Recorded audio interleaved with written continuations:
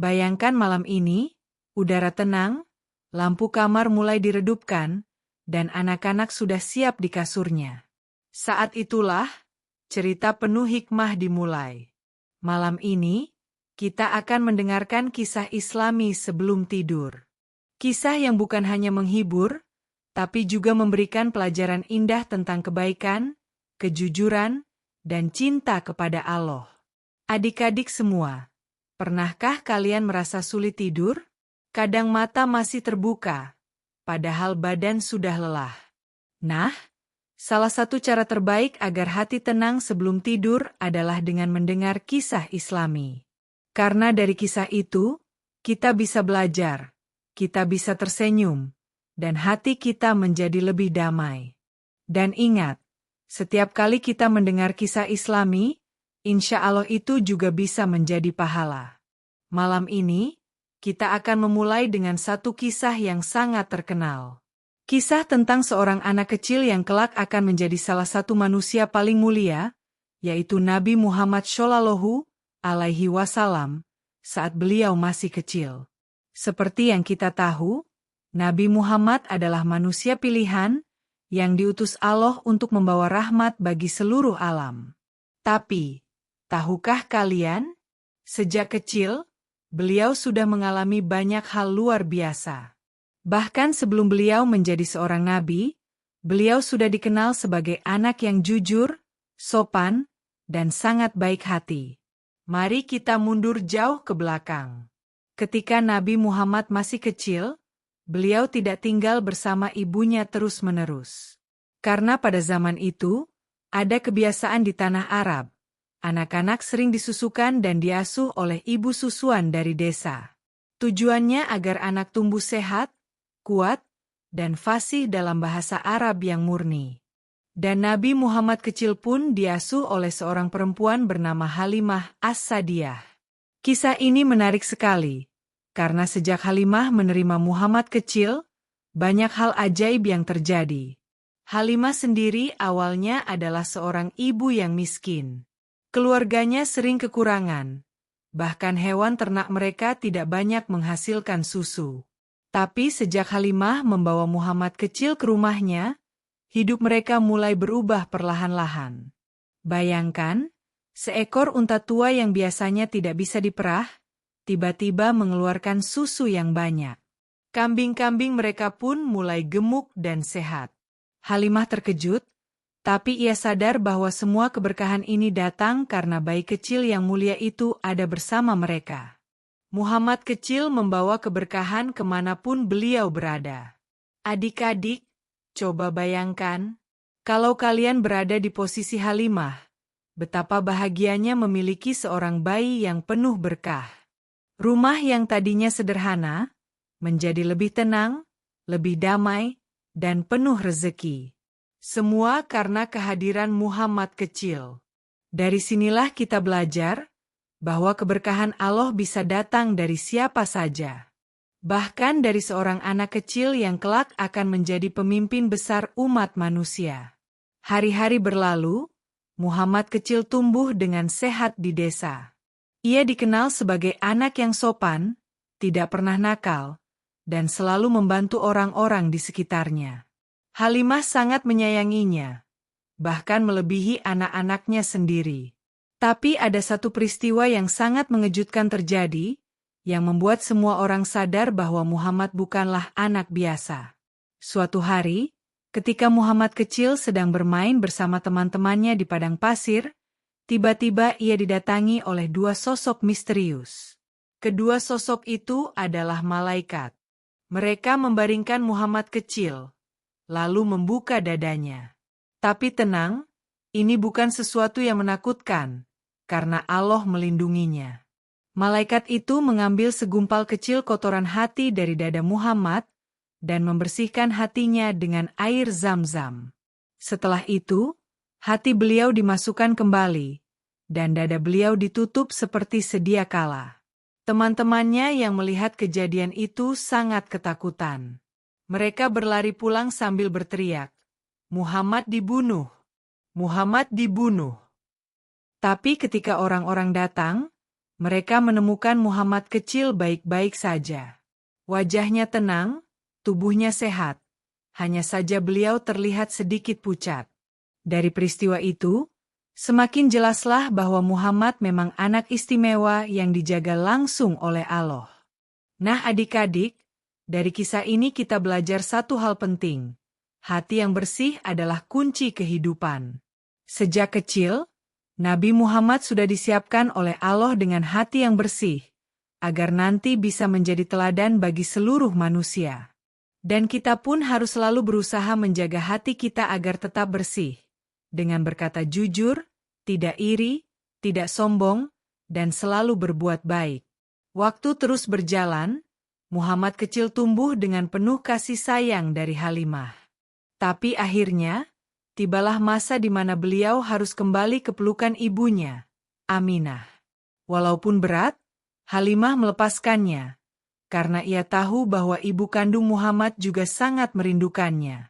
Perpisahan itu penuh haru, tapi Halimah merasa bahagia, karena ia pernah menjadi bagian dari kisah besar seorang anak mulia. Adik-adik, bayangkan bagaimana perasaan seorang ibu susuan yang harus berpisah dengan anak yang sangat dicintainya. Tentu terasa berat, kan?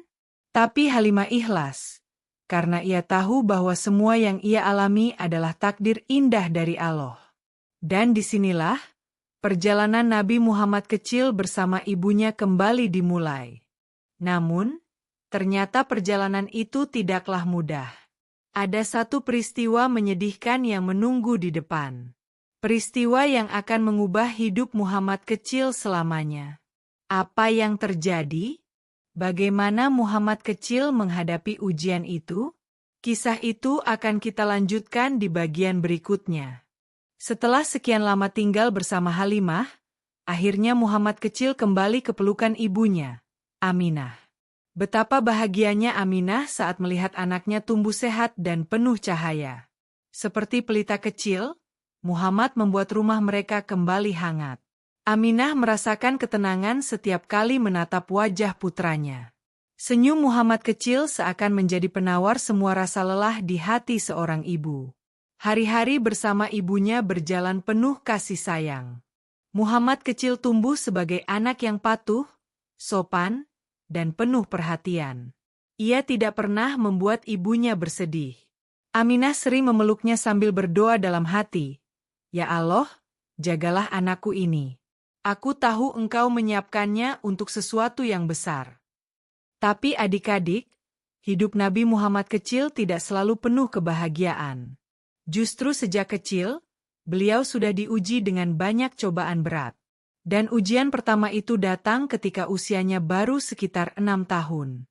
Pada suatu hari, Aminah mengajak Muhammad kecil pergi ke sebuah kota bernama Yastrib, yang sekarang dikenal dengan nama Madinah.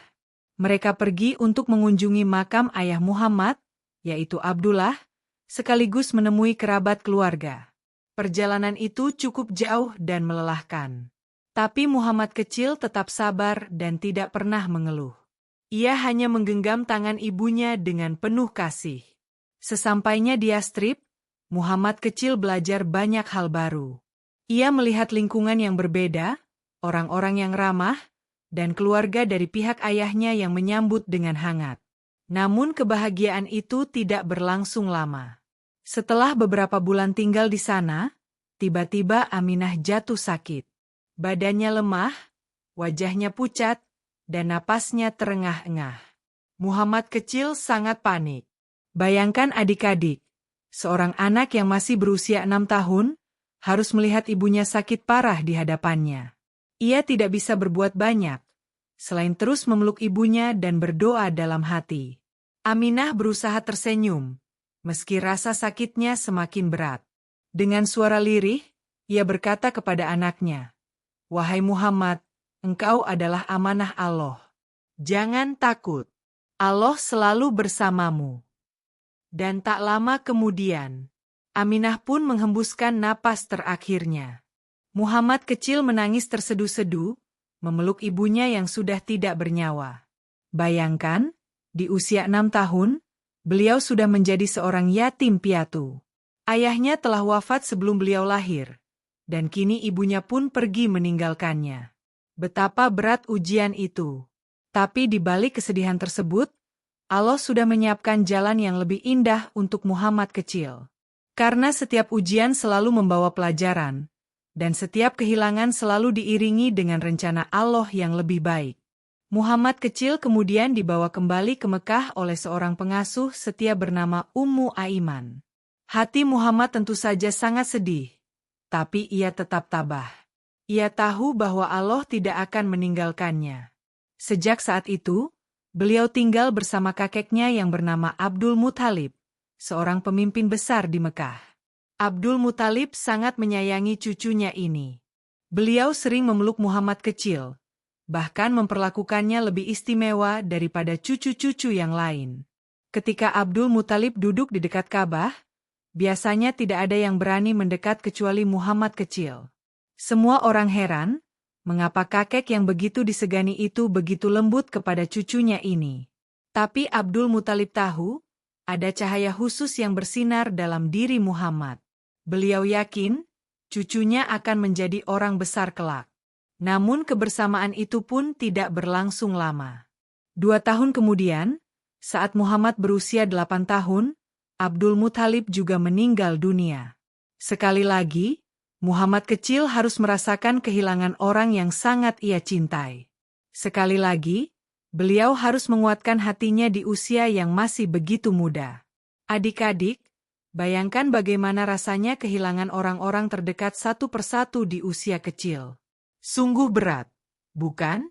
Tapi disinilah Allah sedang melatih hati Muhammad agar kuat, sabar, dan siap menghadapi takdir besar di masa depan. Setelah kakeknya wafat, Muhammad kecil diasuh oleh pamannya, Abu Talib. Walaupun Abu Talib bukan orang kaya, ia sangat menyayangi Muhammad. Ia selalu melindungi, mendukung, dan menjaga keponakannya ini. Dan di rumah Abu Talib, Muhammad kecil tumbuh menjadi anak yang mandiri. Meski usianya masih muda, Muhammad kecil tidak suka bermalas-malasan. Ia sering membantu pekerjaan rumah, ikut menjaga kambing, dan mencari cara agar tidak merepotkan pamannya. Dari sinilah beliau mendapat julukan sebagai anak yang rajin dan bertanggung jawab. Semua orang kagum dengan sikapnya. Beliau tidak pernah berbohong, tidak pernah berbuat curang, dan selalu menepati janji. Karena sifat inilah, kelak beliau dijuluki Al-Amin, yang artinya orang yang terpercaya. Nah adik-adik, dari perjalanan masa kecil Nabi Muhammad ini kita bisa belajar banyak hal. Pertama, bahwa setiap kesedihan bisa menjadi kekuatan. Nabi kecil kehilangan ayah, ibu, dan kakek di usia yang sangat muda, tapi beliau tetap sabar dan tegar. Kedua, kita belajar tentang kebaikan hati. Walaupun hidup sederhana, Nabi kecil selalu menunjukkan akhlak yang mulia. Ia jujur, sopan, dan tidak suka menyusahkan orang lain. Tapi cerita Nabi Muhammad kecil tidak berhenti di sini. Karena setelah hidup bersama Abu Talib, beliau akan mengalami pengalaman baru yang luar biasa. Pengalaman yang akan mengajarkannya tentang kerja keras, kesabaran, dan betapa pentingnya memegang amanah. Apa pengalaman itu? Bagaimana seorang anak kecil bisa menjadi contoh kerja keras dan kejujuran? Itulah yang akan kita lanjutkan di kisah berikutnya. Adik-adik, setelah Nabi Muhammad kecil tumbuh bersama pamannya, Abu Talib, kehidupan beliau terus berjalan. Meski masih muda, beliau sudah menunjukkan sikap yang berbeda dari anak-anak seusianya. Beliau tidak suka bermain berlebihan, tidak suka bermalas-malasan, dan selalu berusaha membantu orang-orang di sekitarnya. Salah satu pengalaman yang paling berkesan adalah ketika Nabi Muhammad menggembala kambing. Pada zaman itu, menggembala kambing adalah pekerjaan umum bagi anak-anak muda. Meski tampak sederhana, ternyata pekerjaan ini sangat penting, karena dari situlah seseorang belajar tentang kesabaran, ketelitian, dan tanggung jawab.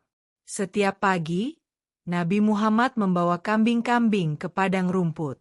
Beliau berjalan pelan, memperhatikan setiap langkah, memastikan tidak ada kambing yang tersesat atau tertinggal.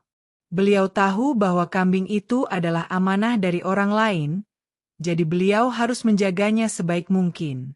Di tengah panasnya matahari, beliau tetap sabar.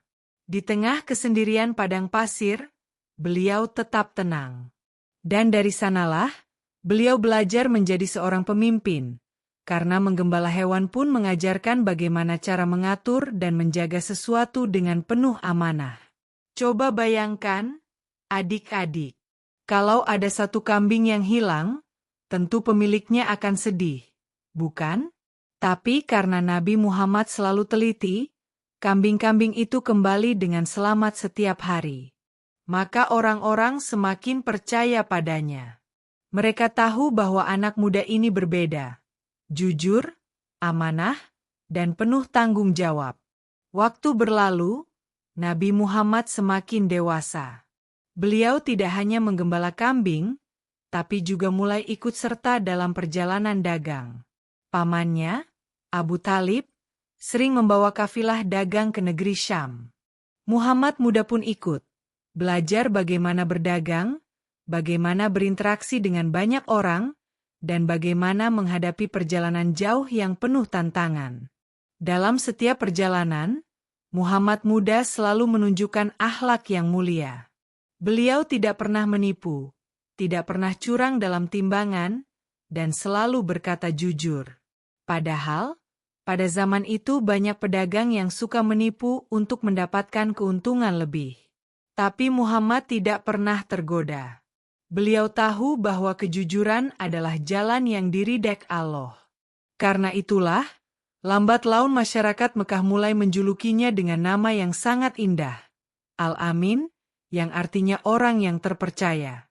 Bayangkan, seorang anak muda bisa mendapatkan kepercayaan dari seluruh masyarakat hanya karena kejujurannya. Orang-orang percaya bahwa bila menitipkan barang pada Muhammad, pasti akan kembali dengan selamat. Bila berdagang dengan Muhammad, pasti akan mendapatkan keadilan. Julukan ini melekat kuat, bahkan jauh sebelum beliau menjadi seorang nabi. Nah adik-adik, coba kita renungkan sebentar. Apa yang membuat Nabi Muhammad mendapatkan julukan Al-Amin? Bukan karena beliau paling kaya, bukan karena beliau paling kuat, tapi karena beliau jujur dan amanah. Itu artinya, kejujuran adalah kekayaan terbesar yang bisa dimiliki seseorang. Bahkan lebih berharga daripada harta apapun. Ada sebuah kisah menarik ketika Nabi Muhammad masih remaja. Suatu ketika, masyarakat Mekah pernah menitipkan barang-barang berharga kepadanya. Mereka tahu, hanya Muhammad yang bisa dipercaya untuk menjaga titipan itu. Padahal waktu itu, orang-orang belum semuanya mengenal beliau secara dekat. Tapi mereka percaya, karena nama baik Muhammad sudah terdengar di mana-mana. Bayangkan, adik-adik, betapa indahnya bila kita juga bisa menjadi orang yang dipercaya seperti itu. Kalau kita jujur, orang lain pun akan mempercayai kita.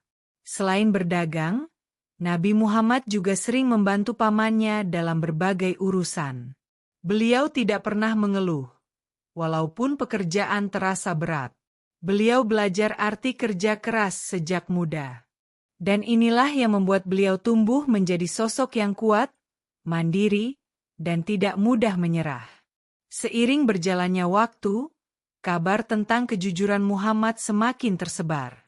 Bahkan seorang perempuan mulia bernama Khadijah, yang dikenal sebagai pedagang sukses di Mekah, mendengar tentangnya.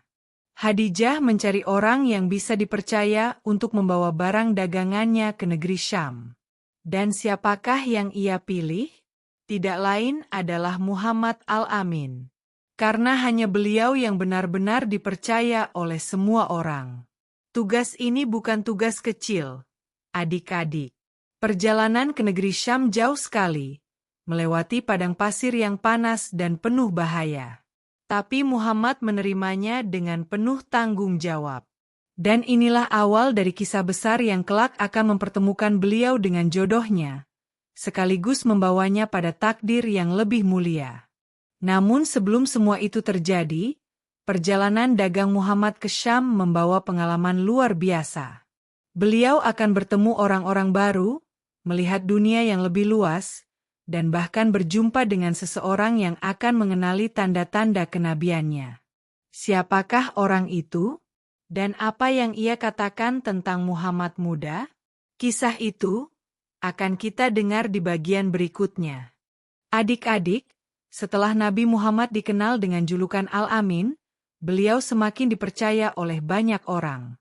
Hingga suatu hari, datanglah tawaran besar dari seorang pedagang wanita yang sangat mulia dan terkenal di Mekah, yaitu Khadijah binti Khuwailid. Khadijah dikenal sebagai pedagang sukses, kaya raya, tapi tetap rendah hati dan bijaksana. Ia membutuhkan seseorang yang bisa dipercaya untuk membawa barang dagangannya ke negeri Syam. Dan siapakah yang ia pilih? Tentu saja, Muhammad Al-Amin. Dengan hati yang mantap, Muhammad menerima amanah ini. Perjalanan ke Syam bukanlah perjalanan yang mudah. Padang pasir luas terbentang, udara panas menyengat, dan risiko perampok di jalan selalu ada. Tapi Muhammad tidak pernah gentar. Beliau percaya bahwa Allah akan selalu menjaganya. Khadijah tidak melepas Muhammad sendirian. Ia mengutus seorang pembantunya bernama Maisarah untuk menemani perjalanan dagang ini. Maisarah bertugas membantu sekaligus mengamati bagaimana Muhammad menjalankan pekerjaannya. Dan ternyata, apa yang ia saksikan membuatnya takjub. Selama perjalanan, Maisarah melihat kejujuran Muhammad dalam setiap transaksi. Beliau tidak pernah menipu, tidak pernah mengambil keuntungan yang bukan haknya, dan selalu memperlakukan semua orang dengan adil. Bahkan, Maisarah juga menyaksikan hal-hal aneh yang sulit dijelaskan. Setiap kali Muhammad berhenti untuk beristirahat di bawah pohon, seakan-akan ada awan yang menaungi beliau, melindunginya dari teriknya matahari. Maisarah terdiam, hatinya bergetar. Ia merasa Muhammad bukanlah orang biasa. Ada sesuatu yang istimewa dalam dirinya. Perjalanan mereka akhirnya sampai di negeri Syam. Di sana, mereka bertemu dengan banyak pedagang dari berbagai negeri. Muhammad muda menunjukkan keahliannya dalam berdagang. Barang-barang yang ia bawa laku dengan harga yang baik, dan keuntungan yang diperoleh jauh lebih besar daripada biasanya. Khadijah pun tentu saja merasa sangat senang ketika mendengar kabar itu. Tapi bukan hanya keuntungan dagang yang menjadi cerita besar dari perjalanan ini. Adik-adik, di negeri Syam inilah terjadi sebuah peristiwa yang sangat penting. Peristiwa yang menjadi salah satu tanda kenabian Muhammad sejak muda. Di sebuah perkampungan dekat Syam, ada seorang pendeta Nasrani bernama Bahira. Ia dikenal sebagai seorang rahib yang tekun beribadah dan banyak membaca kitab suci. Suatu hari, ketika rombongan dagang Muhammad melewati daerah itu, Bahira melihat sesuatu yang aneh. Ia melihat tanda-tanda di langit yang menunjuk pada seorang pemuda dalam kafilah itu. Hatanya bergetar, lalu ia mengundang seluruh rombongan untuk singgah dan makan bersama. Saat semua duduk, Bahira memperhatikan setiap orang. Tapi pandangannya berhenti pada satu pemuda, Muhammad. Ia melihat cahaya berbeda di wajahnya. Bahira lalu bertanya, "Siapa pemuda ini?" Orang-orang menjawab bahwa ia adalah Muhammad bin Abdullah. Bahira terdiam lama, lalu dengan hati-hati berkata, "Anak ini, kelak akan menjadi seorang nabi. Aku melihat tanda kenabian padanya." Maisarah yang mendengar ucapan itu sangat terkejut. Ia menyimpannya dalam hati, tapi semakin yakin bahwa Muhammad bukanlah orang biasa. Bahira kemudian menasihati agar Muhammad dijaga baik-baik, karena kelak ia akan membawa misi besar bagi seluruh umat manusia. Setelah urusan dagang selesai, Muhammad dan Maisarah pun kembali ke Mekah dengan membawa keuntungan besar. Maisarah segera menceritakan semua pengalamannya kepada Khadijah. Bagaimana Muhammad begitu jujur, bagaimana ia selalu dilindungi, dan bagaimana seorang pendeta mengenali tanda kenabiannya. Mendengar cerita itu, hati Khadijah semakin yakin bahwa Muhammad adalah sosok yang luar biasa. Dari situlah, hubungan antara Muhammad dan Khadijah mulai terjalin. Awalnya sebagai mitra dagang, lalu perlahan tumbuh rasa hormat dan kagum. Khadijah melihat sesuatu yang tidak pernah ia temukan pada orang lain, kejujuran, ketulusan, dan akhlak yang mulia. Hingga akhirnya, Khadijah mengutus seseorang untuk menyampaikan perasaannya kepada Muhammad. Adik-adik, coba bayangkan. Seorang wanita yang terhormat, kaya raya, dan dihormati banyak orang, justru memilih seorang pemuda yatim piatu yang hidup sederhana. Mengapa? Karena harta bukanlah ukuran utama. Yang membuat Khadijah jatuh hati adalah akhlak mulia Muhammad. Beliau tidak hanya jujur dalam berdagang, tapi juga penuh kasih sayang, rendah hati, dan bisa dipercaya. Tak lama kemudian, Muhammad menikah dengan Khadijah. Pernikahan itu penuh berkah dan kebahagiaan. Khadijah menjadi istri yang setia, mendukung setiap langkah suaminya, dan kelak akan menjadi orang pertama yang beriman ketika Muhammad menerima wahyu. Kehidupan rumah tangga mereka berjalan harmonis, penuh cinta dan saling menghargai. Namun adik-adik, di balik kebahagiaan itu, ada sebuah peristiwa besar yang menunggu. Peristiwa yang akan mengubah seluruh jalan hidup Muhammad, dan juga seluruh umat manusia. Ya, tak lama lagi, Muhammad akan menerima wahyu pertama dari Allah, dan diangkat sebagai nabi terakhir. Tapi bagaimana peristiwa itu terjadi? Dan apa yang beliau rasakan saat malaikat datang menyampaikan wahyu? Kisah luar biasa itu akan kita dengarkan di bagian berikutnya. Adik-adik, kehidupan rumah tangga Nabi Muhammad bersama Khadijah berjalan penuh cinta dan kedamaian. Beliau hidup dengan sederhana, selalu jujur, dan selalu membantu orang-orang di sekitarnya. Tapi ada satu hal yang membuat Muhammad sering merenung, keadaan masyarakat Mekah saat itu. Banyak orang yang masih menyembah berhala, banyak yang berlaku zalim kepada orang miskin, dan tidak sedikit pula yang hidup dengan penuh kebohongan. Hati Muhammad terasa tidak tenang melihat semua itu. Beliau merasa, pasti ada jalan kebenaran yang lebih indah daripada menyembah patung buatan manusia. Karena itulah, beliau sering menyendiri, menjauh dari keramaian, untuk merenung dan berdoa. Tempat yang paling sering beliau datangi adalah sebuah gua di Gunung Hira, tidak jauh dari Mekah. Di sanalah beliau beribadah, berdoa kepada Allah, dan mencari ketenangan. Malam-malam di Gua Hira begitu sunyi. Hanya ada bintang-bintang yang bertaburan di langit, dan suara angin gurun yang berhembus pelan. Di tengah keheningan itu, Muhammad berdoa, memohon petunjuk. Beliau tidak pernah bosan mencari kebenaran, karena hatinya yakin bahwa Allah pasti akan menunjukkan jalan. Hingga suatu malam, di usia beliau sekitar 40 tahun, terjadi peristiwa yang luar biasa. Peristiwa yang mengubah sejarah seluruh umat manusia. Saat Muhammad sedang beribadah di dalam Gua Hira, tiba-tiba datanglah seorang sosok yang begitu agung, yaitu Malaikat Jibril. Dengan suara yang kuat namun lembut, Jibril berkata, "Iqra." Artinya, bacalah. Muhammad terkejut. Beliau berkata dengan penuh kerendahan hati, "Aku tidak bisa membaca." Lalu Jibril kembali memeluk beliau dengan erat, dan berkata sekali lagi, "Iqra." Muhammad menjawab hal yang sama, "Aku tidak bisa membaca." Untuk ketiga kalinya, Jibril memeluk beliau, lalu berkata, "Iqra, bismi rabbikal ladzi khalaq." Bacalah dengan menyebut nama Tuhanmu yang menciptakan. Hati Muhammad bergetar. Kata-kata itu begitu dalam, begitu agung, hingga menembus ke relung jiwa. Saat itulah, beliau sadar bahwa inilah jawaban dari semua pencarian selama ini.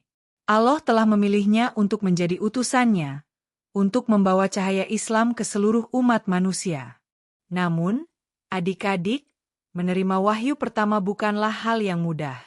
Nabi Muhammad sangat terkejut.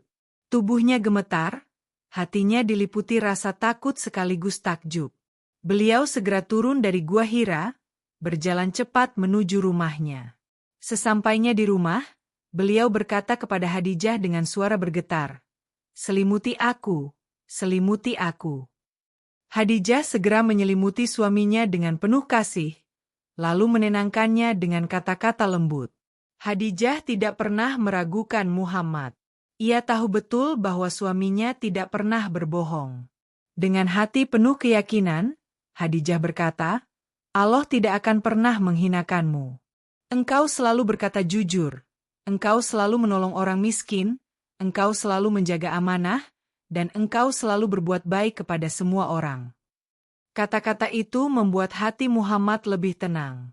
Khadijah benar-benar menjadi pendukung pertama yang paling setia. Tidak berhenti sampai di situ, Khadijah kemudian membawa Muhammad menemui seorang pendeta Nasrani tua bernama Warakah bin Naufal, yang masih memiliki pengetahuan tentang kitab suci. Setelah mendengarkan cerita Muhammad, Warakah berkata dengan yakin, "Itu adalah malaikat Jibril yang juga pernah datang kepada Nabi Musa. Engkau adalah nabi yang terakhir, yang telah dijanjikan." Perkataan ini semakin meneguhkan hati Muhammad, meski beliau tahu bahwa tugasnya akan sangat berat. Mulai dari peristiwa inilah, Muhammad resmi menjadi seorang nabi dan rasul. Tugasnya adalah menyampaikan wahyu Allah kepada umat manusia. Wahyu pertama yang beliau terima mengajarkan tentang membaca, ilmu, dan pengakuan bahwa Allah adalah Sang Pencipta. Inilah awal dari risalah Islam, agama yang penuh cahaya dan kebenaran.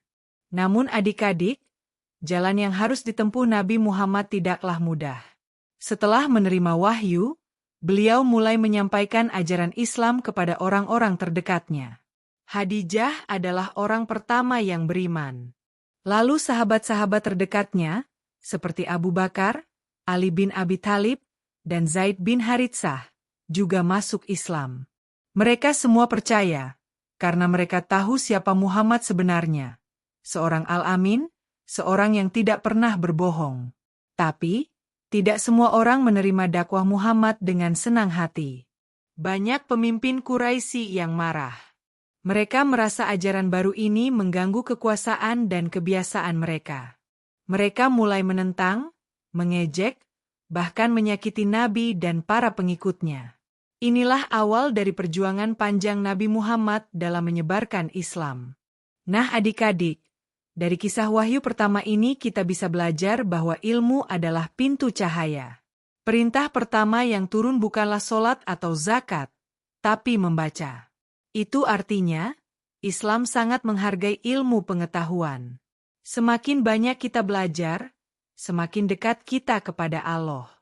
Dan yang lebih penting, kita harus selalu berpegang pada kejujuran dan kebaikan, meski orang lain menentang. Namun, perjuangan Nabi Muhammad baru saja dimulai. Setelah wahyu pertama, cobaan yang beliau hadapi akan semakin besar. Ujian demi ujian datang silih berganti. Tapi dengan kesabaran, keimanan, dan dukungan orang-orang terdekat, beliau terus melangkah maju. Apa saja ujian berat yang menanti Nabi Muhammad? Bagaimana beliau bisa tetap sabar menghadapi semua penentangan? Itulah yang akan kita dengarkan di bagian terakhir. Adik-adik, setelah Nabi Muhammad menerima wahyu pertama di Gua Hira, mulailah beliau menjalankan tugas yang sangat berat, menyampaikan ajaran Islam kepada umat manusia. Awalnya, dakwah dilakukan secara diam-diam.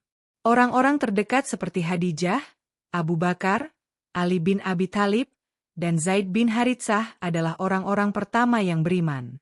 Mereka semua percaya, karena tahu siapa Muhammad sebenarnya. Seorang yang jujur, amanah, dan tidak pernah berdusta. Tapi semakin hari, dakwah itu mulai terdengar oleh masyarakat Mekah. Dan tidak semua orang senang. Para pemimpin Quraisy merasa terancam. Mereka takut kehilangan kekuasaan dan pengaruh, karena ajaran Islam melarang menyembah berhala dan mengajarkan keadilan bagi semua orang. Maka mereka mulai menentang Muhammad. Mereka mengejek, mencaci, bahkan menyakiti beliau dan para sahabatnya.